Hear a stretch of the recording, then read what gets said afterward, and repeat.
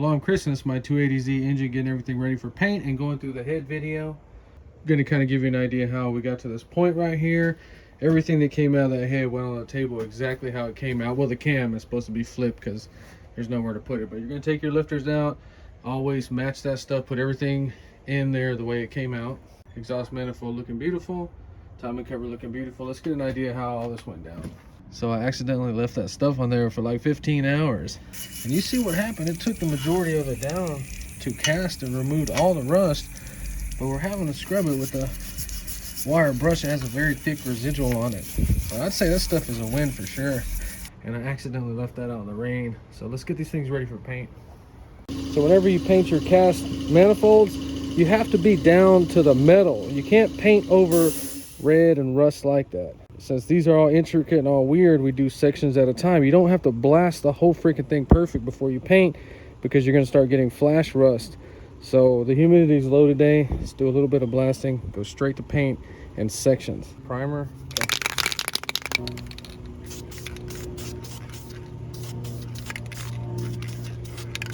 Okay. So we have this sandblaster ready to paint. Now cast aluminum will corrode. You can see just one day, it's already looking like crap.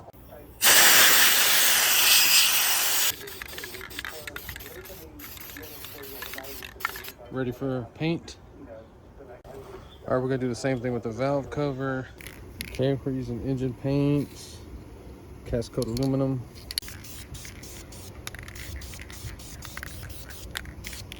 Man, that looks a million times better than I thought it was.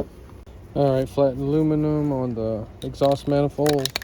Somebody in the comments is gonna be like, man, that stuff's not gonna work, that stuff's gonna burn off. Well, you know what? You're gonna die one of these days too, so just enjoy it for right now. That looks so good. Well, it's gonna burn off in style.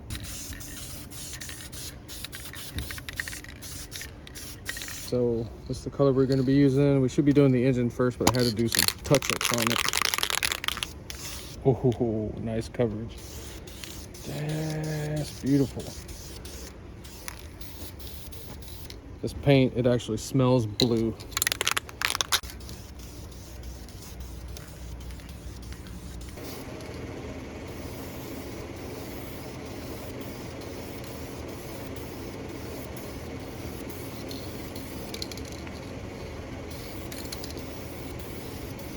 Walk away from it. First coat light.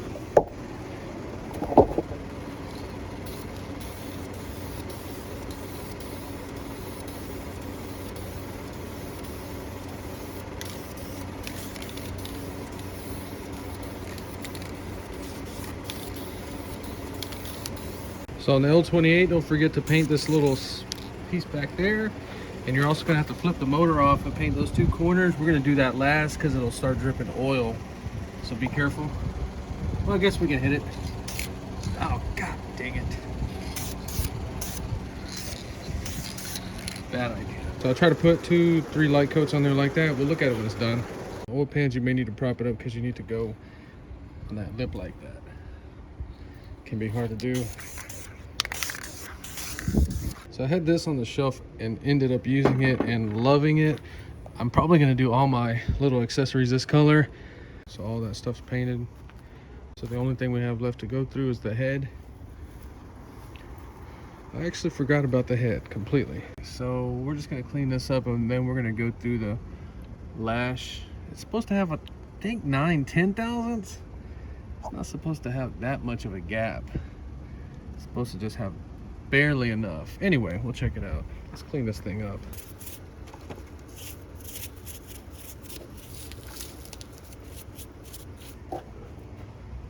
Oh god, almost touched me. So the engine was rebuilt, but obviously the head was not. And does that look like candy? Like hard candy? You know, I don't really talk about stuff I was told on my channel, but I was told a long time ago that sugar in the gas tank makes candy on the valves. I've never seen it, I don't know. Does that look like hard candy? Either way, we're gonna have to take the valves out, go through each one, lap them. It looks pretty nasty in there. God damn. So when you're pulling an engine apart, always check the head gasket thickness. Man, I love working on engines. It's my hobby and my passion. An important lesson in this video is do not run straight water. You will clog up every single water port or water passage. Every single one of them was clogged up like that on the engine. We're having cooling issues, so let's buy a bigger radiator and some cooling fans to solve our problem. Let's not check the basics. So this is one of the reasons why I don't do car stuff for a living, because this kind of tear down stuff sucks. So on this head, I need to go through every single valve and check it. I went ahead and took the cam off. I'm pretty sure you're supposed to take the preload off of the lifters, but I didn't do it. Just loosened it up in stages. Be careful. So this is my first time messing with this style of head. I didn't read anything in the book. I didn't go in any forums. I didn't research anything. So please bear with me. We don't need any, that's actually a spring-loaded fulcrum lever. We don't need any of those nerdy comments. I like to figure this stuff out on my own, and then I go read about it, instead of being the guy that reads about it for 20 years and talks like he knows everything about it. And then when he puts his hands on it, he doesn't even know what he's doing, breaks everything, drops it, and just says, hey, we're just gonna buy a new head. So this is a 1978 L28 Nissan 6-cylinder head. There are no hydraulic lifters in here. So the cam lobes were riding right on that surface right there. So I guess these are the solid lifters. What the hell was that?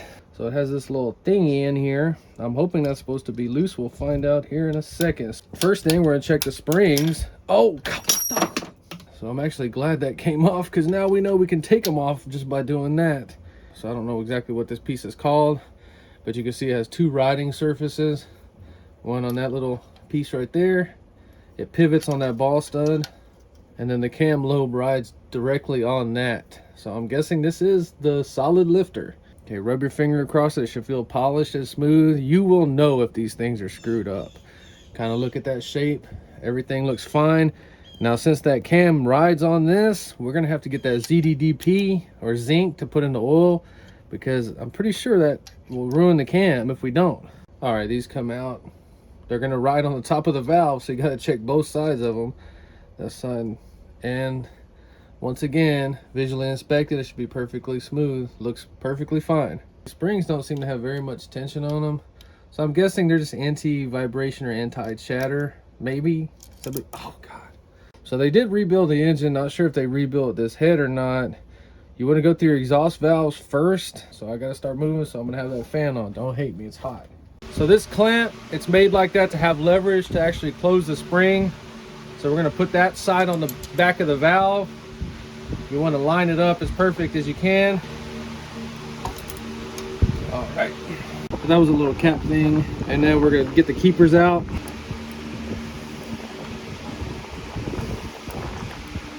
All right, then we're going to release it. So we learned how to take this off earlier. Just like that. It worked. So this spring came off. That's fine. This other part of the spring right there, do not take that off. Leave it on there. The 14 millimeter is the one you use to adjust the lifter up and down, and you have to use the open end, which kind of sucks. And the 17 millimeter is the lock nut, or jam nut, lock nut, whatever. So that's how you're going to adjust the play out of your lifters, by raising this and lowering it. Let's see how deep it is. Oh, it's super duper deep. So I would personally leave that in there just like that, but you do what you want to do. You want to have this nut where it spins real easy on these threads, or adjustment is going to be stupid. So it spins real free. So that's a pivot ball. Always inspect the way that feels. It feels okay. Looks good. So I would just run the lock nut out as far as it'll go, and just run these down as far as it'll go. So when we put the cam back on, it's not going to be in a bind. So this little piece first, the keepers out second. Now you're looking for any type of O-rings or anything else in there. Just pull the spring up. We got double springs. Look in there for any O-rings or any other type of seals. Sometimes the valves will have an O-ring right there. This one does not. So that's our positive type valve seal. You want to get a screwdriver and kind of lift it up carefully. Okay. Oh, God dang it. That's not supposed to fall out that easy. That's not good. Clean it up real good before you stick it back through there. We're going to check if these guides are loose, and kind of want to move the valve front, back, side to side. It feels a little bit loose. We're gonna let this one pass. So it's got 2 steel washers so the metal spring doesn't gouge the aluminum. Make sure you got that in there. Make sure you take everything off just like this or it's gonna all drop on the freaking floor. So the carbon buildup is serious because if it just keeps building up and building up, the only thing that closes this valve and keeps it closed is that spring. So think about the carbon buildup like blocking the valve. Next thing you know, your car's gonna start running like trash. So, you know, aluminum head, be super careful. So the valves, I just clean them up like that. Seems to work. So the valve's cleaned up really good. Put some of this grinding compound on here, the coarse one first. Sure, somebody's gonna be like, that ain't how you do it. Okay, get some oil up in there. Just do that. Take your time. This isn't a race. You'll hear the sound change.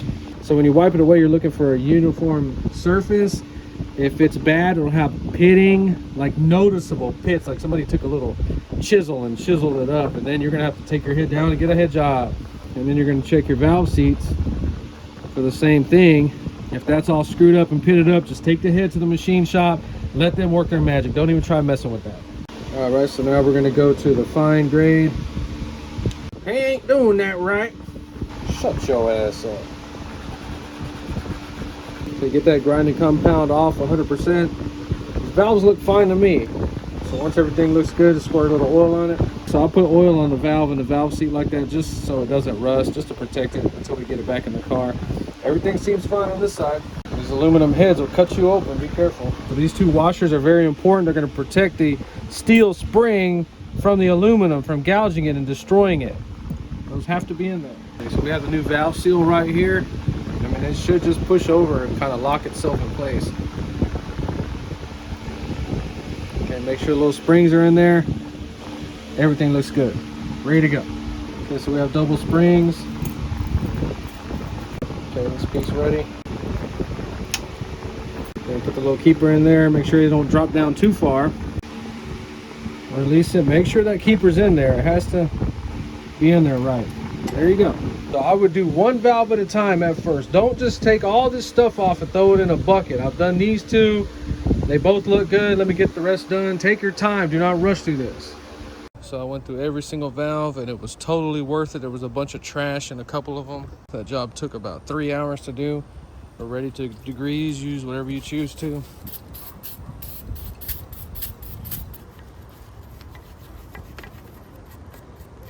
Okay, so it's got a cheap silver paint job on it. Let me go ahead and clean this thing up, get it ready for paint.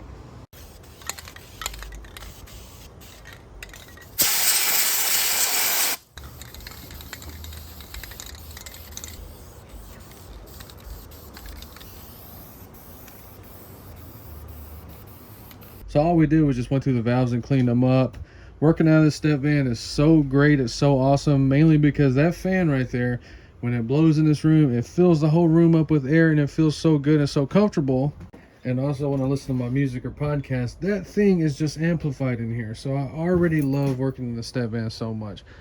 Well, that's it for the video. The next video, we're going to be reassembling the engine, gaskets, everything, putting it back together, getting it ready to go in the car. If you enjoyed this video, please like and subscribe. Thanks for watching.